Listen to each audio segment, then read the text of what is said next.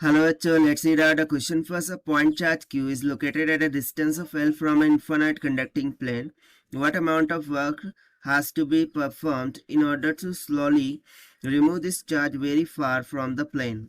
So जब कभी आपको इन्फिनाइट प्लेन के बारे में गिवन हो so देखिए उसमें इस तरीके से देखिए हमें according to question infinite plane है और इन्फिनाइट प्लेन पर इस तरीके से at a distance of L एक पॉजिटिव चार्ज रखा हुआ है, ठीक है ना। इस पॉजिटिव चार्ज को इन्फिनिटी प्लेस पर ले जाकर रिमूव करने के लिए हमें कितना वर्क डन रिक्वायर्ड होगा वो यहाँ पर हमें फाइंड आउट करना है।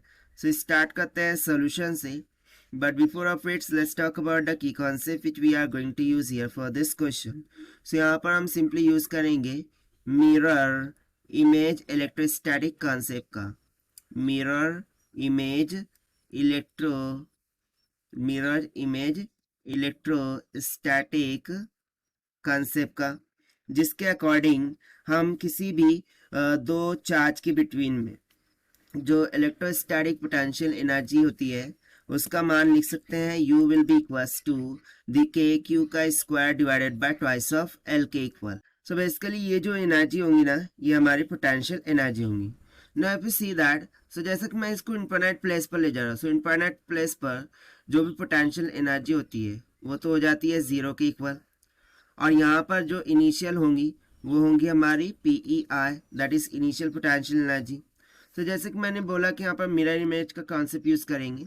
सो देखिए मैं मान लेता हूँ कि यहाँ पर इसके अपोजिट साइड में एक माइनस क्यू चार्ज है जो कि इन्फिनाइट प्लेन से, ठीक है ना, ये इन्फिनाइट प्लेन से सेम डिस्टेंस पर होगा, दैट इज L, ठीक है। सो इन दो charge plus Q and minus Q के बिटवीन में जो लगने वाली पोटेंशियल एनर्जी है वो यदि मैं कैलकुलेट करूँ, तो यहाँ से मैं बोलूँगा कि जो potential energy of two particles system वो क्या हो जाएंगी, that will be nothing but let's say PEI।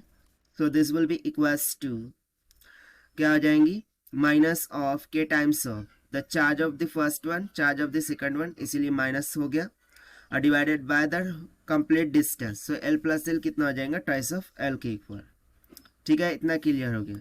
But according to question हमें फाइंड करना था वर्क डन। तो देखिए वर्क जो होता है this is nothing but equals to the minus times of the change in potential energy, क्योंकि kinetic energy तो होंगी नहीं, वो हो जाएंगी जीरो के इक्वल ना। चेंज इन पोटेंशियल एनर्जी क्या होती है, so this is equals to minus of the final potential energy minus of the initial potential energy. Final तो हो गई जीरो ऑलरेडी इन्फिनाइट प्लेस पर ले जाने के कारण से, so minus minus will get plus, ये किसके इक्वल हो जाएगा, इनिशियल पोटेंशियल एनर्जी के।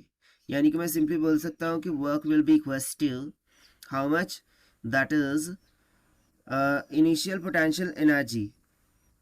ओके, तो ये कितनी निकल के आ जाएंगी, सो हमने ऑलरेडी निकाल के रखा है, दैट इज के क्यू का square divided by twice of L के इक्वल, क्योंकि माइनस माइनस साइन क्या हो गया, प्लस हो गया ना। ये जो निकल के आई है कि टू पार्टिकल्स के लिए निकल के आई है, बट अकॉर्डिंग टू क्वेश्चन हमें क्या पूछ रखा था, वन पार्टिकल के लिए।